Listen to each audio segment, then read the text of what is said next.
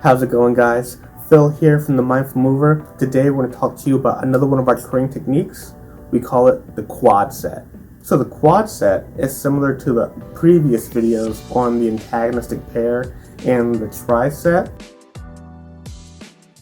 But with the quad set, you're going to get even more work done in that same amount of time. So how do we do that? The way that we have to do it is by doing a squat movement,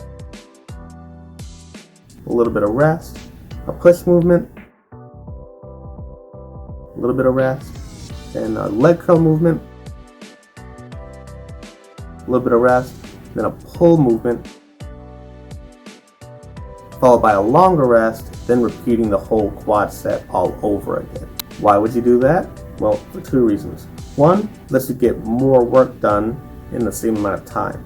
So rather than having to do a squat, then rest something like 4 minutes and do a squat again, you'll actually be able to use a smaller rest, maybe something like 2 minutes or 90 seconds or maybe even a minute. And if you do that, by the time you get back to that squat, you've had 4 minutes or probably more of rest before you're repeating that movement. The other reason we like it is that when you use quad sets, if you just shorten the rest a bit, you can keep the movements pretty high intensity, but at the same time, get a pretty intense cardio stimulus going on too.